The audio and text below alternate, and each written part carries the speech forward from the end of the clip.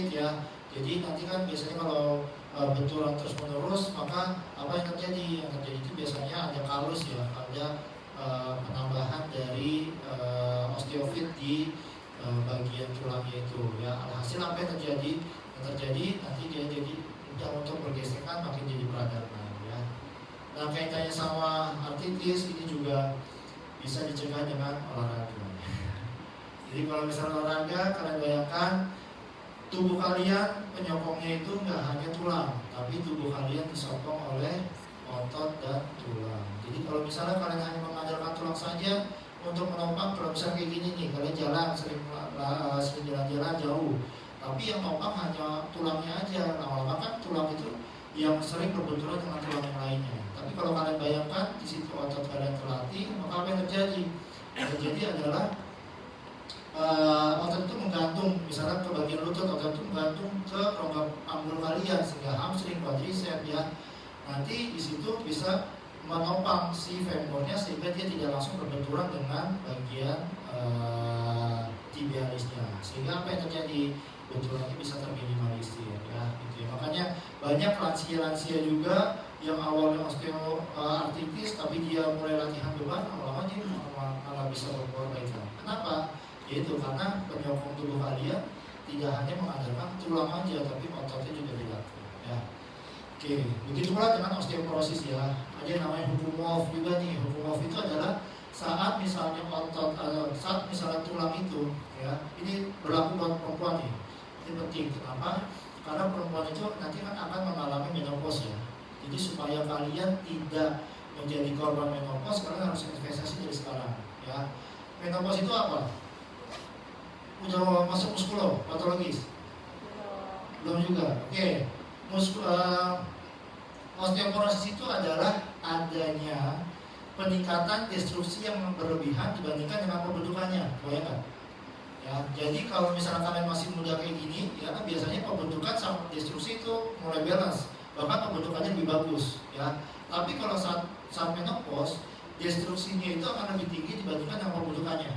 Oke, itulah yang menyebabkan nanti densitas dari tulang kalian itu akan makin sedikit untuk imunitas setelah menopause. Makanya orang-orang yang osteoporosis itu rentan menjadi patah. Ya, kenapa? Karena densitas tulangnya itu makin sedikit. Nah, oleh karena itu prinsipnya adalah kalian sekarang selagi masih muda adalah investasi densitas tulangnya kan. Ya, bagaimana kalian bisa meningkatkan densitas tulang saat walaupun kalian sudah menopause ada proses destruksi, cadangan kalian banyak. Bayangkan. Nah, berarti apa yang perlu kalian investasikan? Lagi-lagi hukum Wolff ya. Hukum Wolff itu kalau misalnya tulang itu dibuat latihan beban ya, dibuat latihan beban, dia ditekan ya, maka dia akan ada proses destruksi minimal di situ, ada proses tension di situ. Saat misalnya ada penekanan di situ dengan latihan beban, maka penyerapan kalsium itu akan makin meningkat ke tulang, sehingga apa? Densitas tulang kalian akan makin baik. Pernah nggak di sini ada orang yang jatuh dikit langsung patah? Pernah dengar nggak? Ada orang yang jatuh tapi kok kuat-kuat aja gitu. Pernah dengar nggak kayak gitu?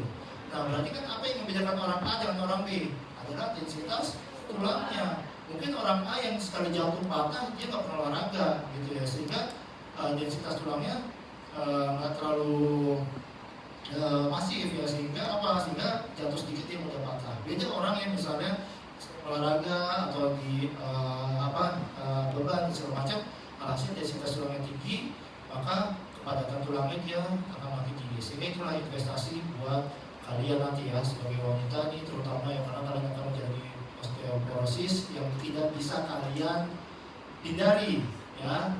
Jadi harus investasi dari sekarang. Oke, itu ya. Jadi osteoporosis makanya kenapa termasuk penyakit-penyakit degeneratif ya, karena penurunan fungsi. Yaitu penyakit degeneratif akan selalu kalian hadapi, cuman yang jadi catatan adalah bagaimana mengantisipasi. Oke, lanjut ya, ini ya. Pada tingkat molekuler penyakit degeneratif seringkali disebabkan oleh apa? Kerusakan DNA ya. Kerusakan DNA ini yang paling umum ya, di mana yang kemarin misalnya zat-zat karsinogenik ya, zat-zat yang misalnya dia menyebabkan keganasan, atau zat-zat yang sebelumnya radikal bebas ya. Ya, ini bisa membuat suatu kerusakan DNA ya, seperti itu ya. Ini adalah yang sering umum ya. Atau yang kedua ini ya, stres oksidatif. Jadi radikal bebas itu yang berlebihan dapat merusak sel dan jaringan ya. Jadi radikal bebas itu bisa secara langsung dia langsung merusak si membrannya. Sebagai contoh kan membran yang kemarin rusak ya kalau stres oksidatif, maka membrannya rusak, dia blackening ya. Blackening itu apa ya istilahnya? Sel itu bengkak ya. Jadi cairan mudah masuk, alhasil merusak selnya itu ya. Ataupun stres oksidatif itu juga bisa langsung merusak ke DNA-nya ya, dia jadi ada mutasi di DNA tersebut. Lalu nah ini peradangan kronis ya. Peradangan kronis respon inflamasi berkepanjangan dapat menyebabkan kerusakan jaringan ya. Jadi kalau ada peradangan kronis ya, jadi misalnya ada infeksi yang berkepanjangan yang terselubung ya, itu kadang juga bisa ya. Sebagai contoh yang jadi masalah itu ini ke arah keganasan sih ya sebenarnya. Tapi misalnya kita ambil ya, misalnya CA cervix ya. Kalau misalnya kan dia ada infeksi berulang ya, dia jadi akan ada penurunan. Jadi pula kalau misalnya ada infeksi-infeksi daerah lain yang sering berulang, maka itu bisa menyebabkan suatu penurunan. Ya.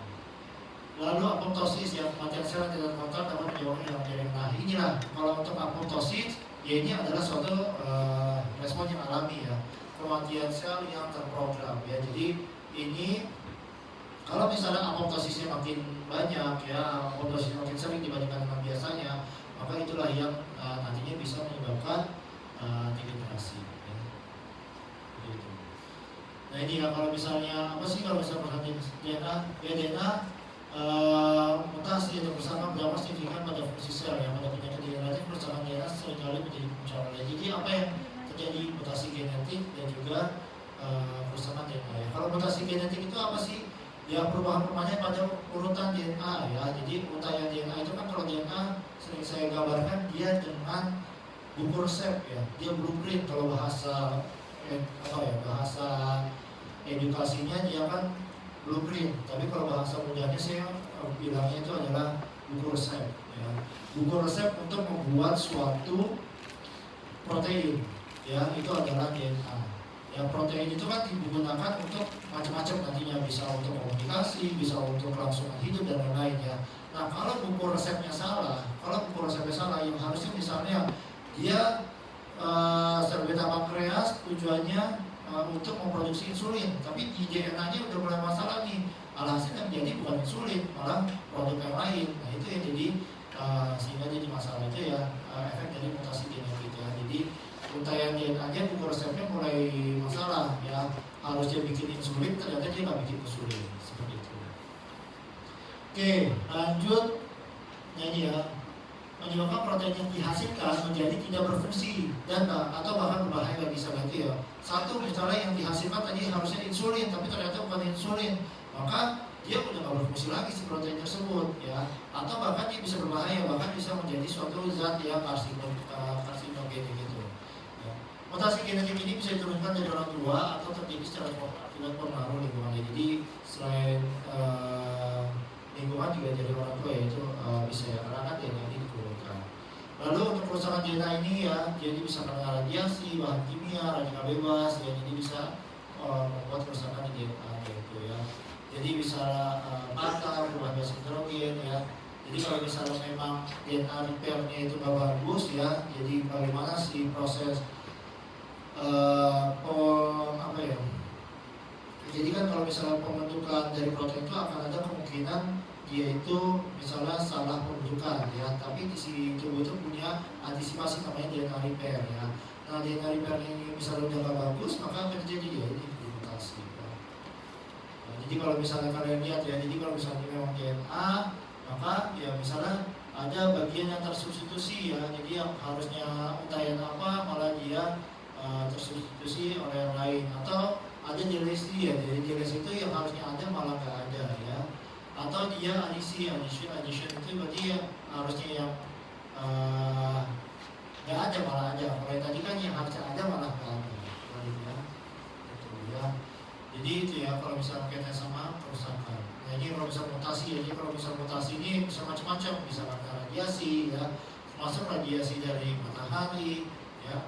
Kalau misalnya yang ini X-ray ya, atau chemical yang dari rokok, ya makanan-makanan yang fast food ya, lalu atau misalnya ada produk-produk kosmetik ya, atau ya ini ya infectious agent ya. Jadi ternyata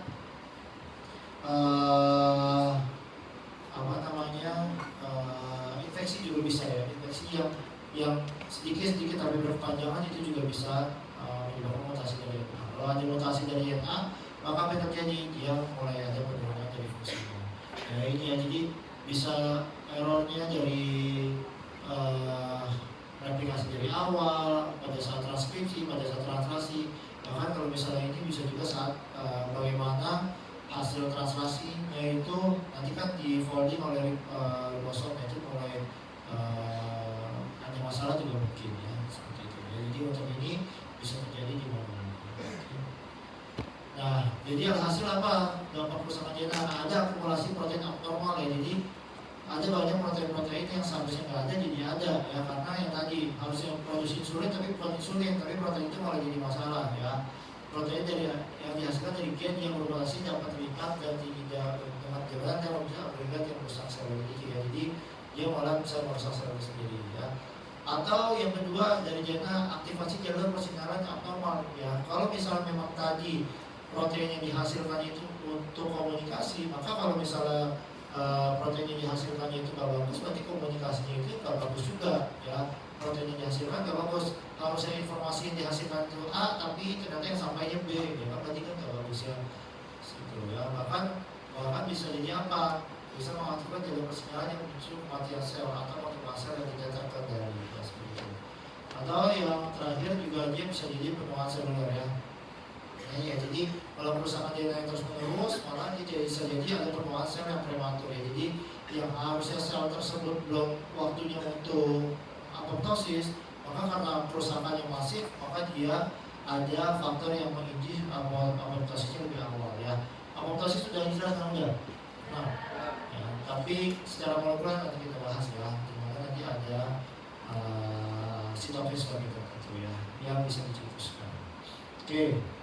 Ya. Nah, stres oksidatif ya. Jadi kita bahas dari stres oksidatif ya, sama mirip-mirip yang sebelumnya ya. Radikal bebas adalah molekul yang sangat reaktif dan dapat merusak berbagai komponen sel termasuk DNA, protein, lipid. Jadi tidak hanya DNA, protein dan lipid pun juga bisa. Karena apa? Radikal bebas itu kan adalah suatu senyawa yang mempunyai elektron bebas yang tidak berpasangan di dinding terluarnya ya, sehingga dia bersifat reaktif ya. Karena yang ada bagian berpasangan, ada yang bagian yang tidak berpasangan. Beda sama antioksidan. Kalau antioksidan memang dia sebagai donor elektron, malah dia hampir semuanya dia tidak berpasangan, jadi dia bisa ngasih ya. Nah, kalau ini satu atau lebih ya. Alhasil karena dia stabil ya, karena ada nggak seimbang, ada yang berpasangan, ada yang tidak berpasangan, maka yang terjadi adalah dia bisa potensi untuk berikatan dengan daerah-daerah lain ya. Saat dia berikatan dengan daerah-daerah lain, maka apa yang terjadi ya? Dia membuat kerusakan, dia ngambil elektron-elektron dari tempat lain ya. Seperti itu ya. Jadi ada penyebabkan kerusakan banyak penyakit ya. Kalau misalnya dikit, maka nanti dia terus-menerus tidak ada penurunan fungsi. Ya, jadi terkait dengan sumber radikal bebas ya, yang sebelumnya sempat dibahas ya. Secara alamiah ada yang namanya metabolisme sel yang menghasilkan radikal bebas. Ya, ini pula yang menyebabkan menimbulkan teori bahwa secara alamiah ya tubuh itu ada penuaan. Kenapa? Karena ya secara alamiah walaupun misalnya lingkungannya bagus semuanya ya, misalnya kita anggap nggak ada radikal bebas dari luar, paparan dari luar, atau misalnya nggak ada zat-zat yang aneh-aneh dari luar, tapi ternyata dari dalam tubuh sendiri itu juga metabolismenya itu bisa menghasilkan radikal bebas. Maka secara alami ya, maka tubuh itu nanti akan ada proses penurunan fungsi. Karena memang secara alami juga dari metabolisme sel bisa menghasilkan radikal bebas. Masih ingat nggak dari mana radikal bebas? Arginin citrulline. Oke, terus apa lagi? Yang paling ini? Ya, terus apa lagi? Yang kaitannya sama pembentukan energi. Nah, transport elektron juga ya. Itu yang paling masif ya, di mana di transport elektron tersebut ya, di mana di mitokondria kan nanti walaupun dia mentransfer elektron ya akan ada potensi elektron bebas itu akan keluar ya. Nah, saat keluar kalau bisa ditangkap oleh oksigen, maka dia akan jadi oksigen yang ada elektronnya. radikal superoksida. Oke, itu ya. Jadi paparan radiasi, polusi lingkungan, peradangan kronis ya. Jadi ingat peradangan kronis juga bisa ya kan masuk ke bebas. Dampak stres oksidatif menyebabkan oksidasi lipid. Jadi bagian lipid itu teroksidasi karena kehilangan elektronnya. Lalu proteinnya juga DNA yang dapat melakukan fungsi sel dan memicu peradangan. Jadi karena elektron-elektron diambil maka akan terjadi oksidasi dari lipid, protein dan DNA. Ya ini ya, kalau ini udah dibahas ya, jadi oksigen ya kalian bayangkan bahwa oksigen itu adalah senyawa biradikal ya, jadi dia mempunyai potensi yang memang baik, tapi dia juga punya potensi yang membentuk suatu radikal bebas ya. Jadi dia oksigen itu mempunyai potensi untuk membentuk reaktif oksigen spesies. Ini udah pernah ya, baru blok kemarin ya, masih ingat kan? Masih ya, nggak usah saya ulang ya, kita skip ya. Jadi ada macam-macam ya di radikal bebas itu, ada satu atau lebih ampere elektron. Bedain ya kalau misalnya di sini ya memang yang di luarnya berpasangan ya, ada satu atau lebih yang tidak berpasangan, jadi dia nggak stabil ya. Beda sama antioksidan. Kalau antioksidan memang dia pada awalnya memang tidak berpasangan sudah stabil ya, seperti itu. Makanya kalau dia berpasangan sudah stabil ya dia bisa berdonor dengan mudah. Oke, terus ya kalau misalnya turunan dari oksigen maka dia adalah reaktif oksigen spesies. Kalau turunan dari nitrik oxide namanya reaktif nitrik oxide spesies. Sama ya ini ya, jadi dari oksigen nanti dia turunan-turunannya bisa menjadi hidrogen peroksida. Hidrogen peroksida ini dia bukan radikal bebas tapi dia prekursornya ya, sehingga nanti dia bisa menjadi radikal hidroksil ya. Ya ini ya, jadi dari transport elektron ya, jadi kalau misalnya memang dia ditransfer dari elektron jadi kompleks 1, 2, 3, 4 sampai ke ATP sintase, maka ada potensi dia keluar nih elektronnya ya. Nah saat ada elektron yang keluar maka oksigen itu bisa menangkap elektronnya menjadi superoksida ya. Ya ini ya, jadi elektron keluar jadi bisa menangkap oksigen. Oke, nah oksigen ketemu oksigen yang superoksida ketemu superoksida ketemu dengan dua hidrogen maka dia akan membentuk hidrogen peroksida. Nah, hidrogen peroksida inilah yang kalau misalnya membentuk zat besi maka dia akan membentuk radikal hidroksida. Oke, ini udah. Oke, ini sama ya, ini antihistolin kaitannya tadi ya sama nitrik oxide ya. Ini nah, selain itu yang tadi ya, selain dari transport elektron ada jalur purin pirimidin ya. Jadi ATP yang kalian misalnya bisa pakai sebagai energi, nanti kan biasanya bisa terlepas tuh. ATP yang melepaskan fosfat ya akan menjadi ADP, adenosin difosfat ya. Tapi adenosin difosfat ini ada dua nasib dia kemungkinan. Apakah dia diubah lagi menjadi ATP atau dia masuk ke degradasi ini ya kan. Kalau misalnya dia diubah lagi menjadi ATP ya tinggal fosfatnya diikatkan lagi ke ATP ini, jadi kan ATP lagi, ATP bisa jadi energi lagi kan, prosesnya kan kayak bolak-balik ya, ATP jadi ATP, ATP lepas jadi ada energi jadi ATP lagi ya. Nah tapi ada potensi ATP ini nanti didegradasi kan maksudnya dia dibuang ya, karena dianggap sudah tidak diperlukan lagi, maka ATP ini akan dibuang menjadi adenosin monofosfat yang fosfatnya dibuang lagi, lalu akan bisa juga diaminase ya, jadi adenosin monofosfat ya, atau adenosin monofosfat juga di nukleotidasi, jadi nukleotidanya dibuang, urinnya dibuang, tidak adenosinnya aja, nanti adenosin ini bisa dibuang jadi inosin ya. Nah inosinnya ini yang nantinya dengan inosin fosforilase dia diubah menjadi hiposantin ya. Hiposantin nanti akan dibuang jadi santin dengan bantuan santin oksidase. Nah tapi efek sampingnya adalah, hasil sampingnya adalah dia oksigennya akan berkaitan sama elektron sehingga membentuk superoksida dan hidrogen peroksida. Nah disinilah juga sama ya, dari santin menjadi asam urat itu juga dengan bantuan santin oksidase. Hasil sampingnya adalah superoksida dan juga hidrogen peroksida. Nah dari sinilah sumber dari radikal bebas tersebut. Nah, jadi secara alamiah pun proses degradasi purin itu dia bisa meningkatkan radikal bebas. Ya, atau ini misalnya dia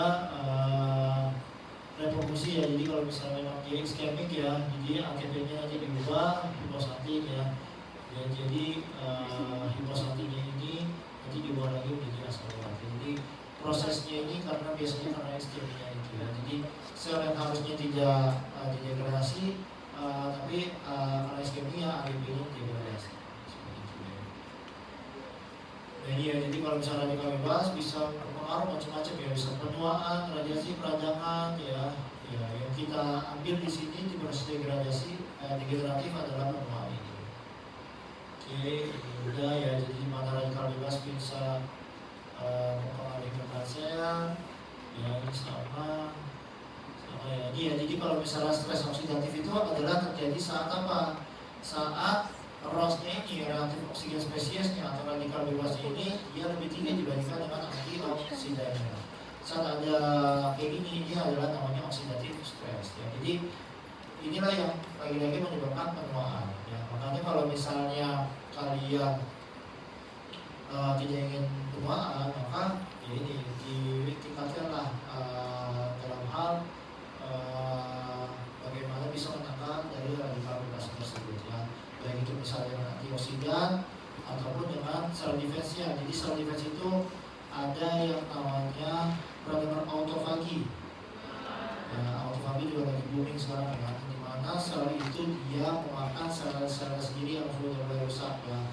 Jadi autofagi itu seingat saya dia dicetuskan oleh ilmuwan di Jepang ya, di mana dia menemukan bahwa kalau misalnya sel itu dibuat stres ya, maka dia akan melatih sel-sel lain untuk melakukan sel-sel tersebut ya. Jadi sehingga prinsip ini juga dipakai untuk apa tuh namanya intermittent fasting ya. Ya. Jadi kalau misalnya memang apa sih yang bisa menginduce autofagi itu adalah stresornya juga, stresor yang secara cukup bebas, stresor yang berlebihan ya. Jadi dengan intermittent fasting itu bisa mencetuskan autofagi, atau itu tadi latihan beban juga bisa memicu autofagi. Dan juga yang terakhir itu adalah vitamin D ya. Vitamin D makanya kenapa sekarang disarankan penting ya, dia vitamin D itu tidak hanya meningkatkan densitas dari tulang, tidak hanya membuat kalsium itu bisa masuk ke tulang. Nah ini juga penting buat wanita ya. Jadi vitamin D untuk meningkatkan densitas tulang, ada vitamin D supaya kalsium mudah terserap pada absorpsi ya. Selain itu juga vitamin D juga bisa meningkatkan sel defense ya, imunitas sama memicu autofagi itu ya, seperti itu. Itu juga bisa kaitannya dalam menangkal penuaan. Oke, ini antioksidan, radikal, sama ini ya. Jadi di dalam tubuh kalian juga ada ya pertahanan sel terhadap antioksidan ini ya tadi ya.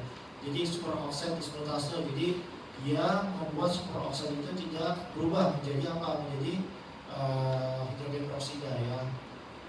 Jadi sehingga kalau misalnya nggak diubah nanti bisa berubah menjadi H2O atau O2 ya, atau glutathione ya juga ada tadi ya.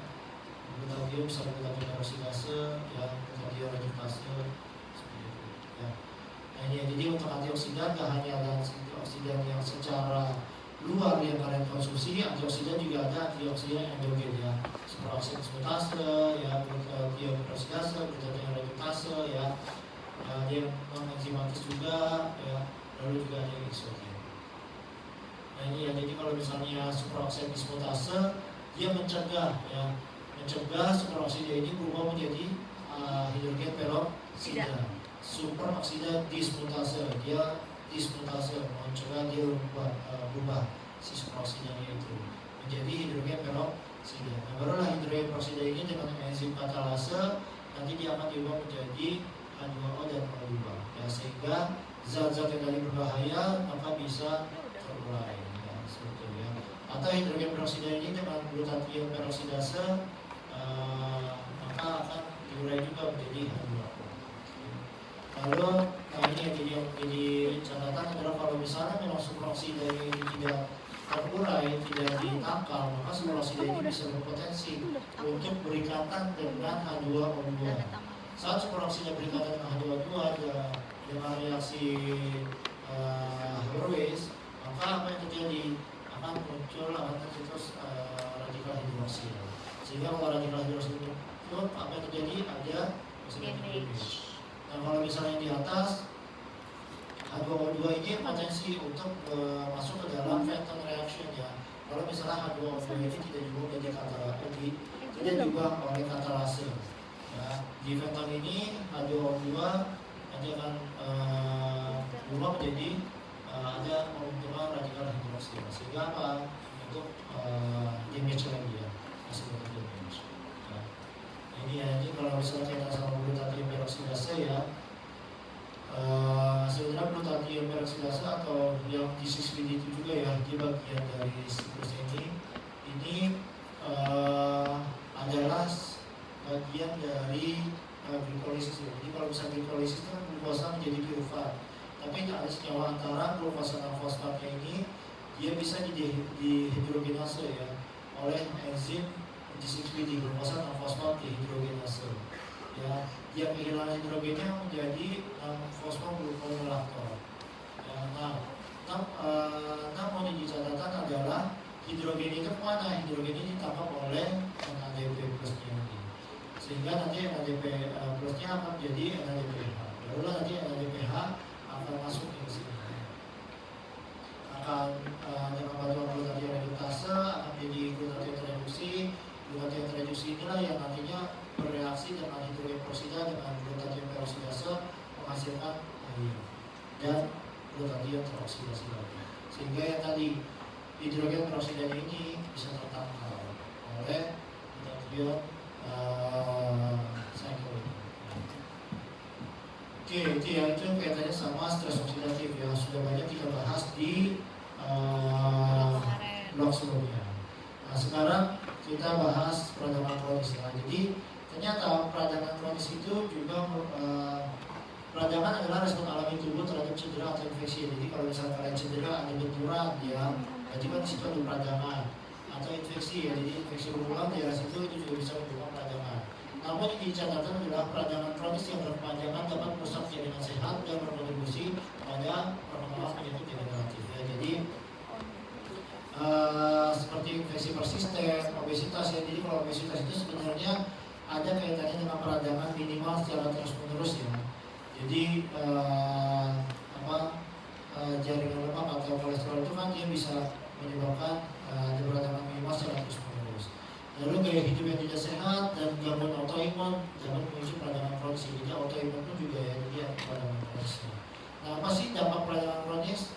Ya, sitokin dan enzim proteolitik yang dilepaskan selama peradangan dapat merusak jaringan ya. Jadi kalau ada peradangan, situ kan ada kerusakan jaringan ya. Di situ ada kerusakan jaringan, tapi dicatatkan kalau bisa terus kerusakan jaringannya bisa menjadi kerusakan jaringan yang tidak diharapkan. Ya, jadi kalau misalnya pada awalnya kerusakan jaringan itu adalah kerusakan jaringan yang diharapkan untuk remodeling, tapi kalau misalnya terlalu masif, maka kerusakan jaringannya menjadi kerusakan jaringan yang tidak diharapkan. Ya, sehingga apa yang terjadi? Yang terjadi adalah dia merusak jaringan itu sendiri. Kalau dia merusak, apa yang terjadi? Ada fibrosis, ya. Ada tumbuh jaringan baru yang tidak seharusnya, ya. Misalnya yang fungsinya tersebut malah terbentuk jaringan ikat, ya. Contohnya apa? Contohnya pasien-pasien sirosis hepatik, ya. Sirosis hepatik pernah dengar nggak? Sirosis hati. Nah, sirosis hati itu kan bisa jadi satu karena infeksi yang berkepanjangan, ya. Infeksi berkepanjangan itu contohnya adalah infeksi hepatitis B dan C ya. Kalau A kan dia akut, tapi kalau B sama C kan dia kronis ya. B dan C dia infeksi berkepanjangan, maka jaringan di hepat itu lama-lama bisa berubah ya. Yang harus jaringannya ada jaringan sel hepatik, dia berubah menjadi sel fibrosis, maka hepat lama-lama dikontrol ya. Atau yang kedua yang biasanya menyebabkan sirosis hepatis itu adalah alkohol ya. Siapa yang suka alkohol? Jangan ya. Jadi makanya kenapa dalam Islam nggak boleh alkohol ya, karena itu rusak ya. Jadi karena rusak, kenapa alkohol itu dia di metabolisme itu di hati ya. Sehingga kalau misalnya alkoholnya tinggi maka akan banyak pelemakan hati. Kenapa? Karena alkohol itu mudah untuk diubah. Sehingga nanti akan ada muncul pelemakan hati. Maka apa yang terjadi? Yang terjadi itu adalah dia menyebabkan peradangan di situ. Peradangan kronis terus menerus, maka nanti dia bisa menyebabkan sirosis hepatik ya. Makanya orang-orang yang alkohol kadang juga bisa jadi sirosis hepatis karena itu ya. Jadi ada peradangan yang sedikit karena pelemakannya awal pelemakan dulu, pelemakan hati, nanti lama-lama sedikit demi sedikit dia jadi sirosis. Ya. Oke. Nah, penyebab peradangan kronis bisa infeksi persisten, contohnya bakteri, virus, parasit ya. Ini ya. Kenapa saya katakan parasit ya? Karena ini adalah infeksi terselubung ya. Yang sulit diberantas dapat memicu peradangan kronis. Contohnya infeksi Helicobacter pylori ya, ini ya, yang menyebabkan ulkus terpikul dan dapat berisiko kanker lambung. Jadi kalau misalnya memang dia ada infeksi terus menerus selain dari fungsi olesa, fungsinya menurun, maka dia juga bisa ada mutasi gen. Kalau mutasi gen apa yang terjadi? Bisa jadi kanker lambung. Ya. Oke, lanjut ke obesitas. Jadi lemak visceral atau lemak yang menembus ke organ dalam dapat memicu peradangan tingkat rendah inflamasi. Jadi kalau misalnya ternyata lemak itu nggak hanya lemak subkutis ya. Kalau misalnya di rongga peritoneum ada yang namanya lemak visceral ya, lemak di dalam tubuh, rongga intraperitoneal, nah itu ya. Jadi kalau misalnya memang dia menumpuk itu bisa jadi peradangan tingkat rendah yang kronis. Oke, hidup yang tidak sehat, merokok, konsumsi makanan olahan, kurang tidur ya, nah ini kurang tidur juga ya. Jadi saat misalnya tidur itu adalah fase kalian mereset ya. Jadi kaitan sama autofagi balik lagi ya. Autofagi itu adalah saat idealnya itu pada saat tidur juga ya. Jadi tubuh kalian itu mereset segala hal ya. Itu pada saat tidur ya. Jadi tidur itu penting ya.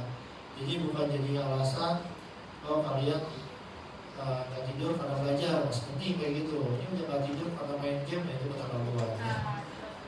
Nah, jadi kalau misalnya memang ini tidur itu penting ya, karena tetap tidur malah jangan 6 jam ya, 6 jam itu kurang, 7 sampai 8 jam ya. Makanya kenapa ada orang yang jarang tidur ya, dia mulai sering tampak terlihat menua. Kenapa ya itu? Karena ini adalah peradangan kronis yang terus menerus ya. Jadi supaya kalian tetap awet muda, banyak tidur ya. Jadi apa sih? Oh, mesti tidur ya, kuliah tidur ya. Oke, lanjut. Terus apa nih? Ya, makanan olahan ya. Gangguan autoimun, pada gangguan autoimun sistem kekebalan tubuh menyerang jaringan tubuh sendiri ya. Jadi contohnya rheumatoid arthritis atau lupus ya, SLE ya. Jadi kalau kaitan sama lupus ya, dia kan autoimun ya. Atau tadi multiple sclerosis dia autoimun ya.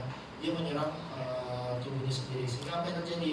Yang terjadi adalah tubuh itu merusak tubuhnya sendiri, maka fungsinya menurun. Lagi degeneratif adalah penurunan fungsi atau paparan lingkungan yang tadi ya pernah dibahas. Nah ini jadi dampaknya bisa di kerusakan jaringan ya. Jadi yang tadi pembentukan jaringan parut ya, fibrosis yang awalnya bukan jaringan parut malah jadi jaringan parut. Lalu promosi pertumbuhan sel abnormal ya. Jadi ada sel yang harusnya tidak diproduksi malah jadi diproduksi, atau karena komunikasinya nggak bagus malah jadi bermasalah. Contoh, harusnya dia belum apoptosis tapi udah disuruh apoptosis. Nah, itu kan kaitan sama komunikasi ya. Jadi kalau misalnya itu dia jadi masalah ya. Atau peradangan kronis kaitan sama penyakit ini seperti penyakit jantung, stroke, diabetes, dan sebagainya. Jadi kalau peradangan kronis sedikit terus menerus itu bisa jadi masalah ya. Nah, kita masuk ke apoptosis ya. Nah, di apoptosis itu adalah kematian sel yang tidak terkendali ya. Jadi kalau apoptosis mungkin kalian sudah pernah bahas malah di semester awal ya. Jadi di SAM atau di PDL gitu ya, kalian bahas ini ya. Nah, ini jadi apoptosis itu adalah suatu kematian sel yang terpotong. Jadi memang sel itu diprogram untuk mati, sel itu diprogram untuk nantinya hilang ya. Meskipun apoptosis merupakan proses normal dalam perkembangan dan pemeliharaan jaringan, gangguan pada proses apoptosis dapat menyebabkan proses objeknya degeneratif ya. Jadi apoptosis ini ya memang dia normal terjadi, tapi di catatan adalah dia akan jadi masalah kalau apa? Kalau apoptosisnya terlalu banyak ya. Alhasil kalau apoptosis terlalu banyak, sel itu lebih mati lebih cepat dibandingkan dengan seharusnya. Ya, kematian sel yang berlebihan dapat menyebabkan atrofi jaringan dan kehilangan fungsi ya. Contohnya apa? Contohnya ini pada sarkopenia ya. Jadi kalau misalnya lagi-lagi kita lagi olahraga, kalau misalnya olahraga sarkopenia itu tidak bisa dihindari ya, dimana otot itu makin lama makin kusut ya. Makanya kenapa kalian melihat lansia tinggal tulang doang ya. Kenapa? Karena ototnya itu makin lama secara alami dia akan makin menyusut ya. Atau itu ya ada suatu proses yang tidak bisa dihindari dengan sarkopenia. Maka supaya kalian bisa bertahan, supaya kalian pada saat tuanya masih bisa gendong cucu. Siapa yang mau tuanya mau gendong cucu? Nah, ya. Misalnya udah tua, pas lagi gendong cucu, aduh jadi pinggang gitu kan ya. Kalau misalnya kalian udah tuanya pengen gendong cucu, maka investasi dari sekarang ya. Jadi bagaimana caranya supaya kalau misalnya masalah tulang belakang ya, untuk masalah tulang belakang kalian bayangkan ya, tulang belakang itu kan pinggang itu adalah bagian itu kan bagian spine ya, lobosakral ya. Kalau misalnya kalian berpikir apa ya, penopang tubuh itu hanya spine-nya aja, lobosakral, berarti kan kalian bayangkan itu cuma spine, penopang tubuh atas. Ya kenyataannya di bagian abdomen dengan punggung kalian itu nggak hanya tulang belakang aja yang numpang, tapi ada ototnya di situ ya, namanya otot core, pernah otot core. Nah ini ya, ini pentingnya di antara otot core dengan otot abdomen itu berbeda ya. Jadi kalau misalnya otot core itu membantu untuk mencegah penyakit tulang belakang ya. Kalian udah masuk ke blok unggulan belum sih? Belum ya?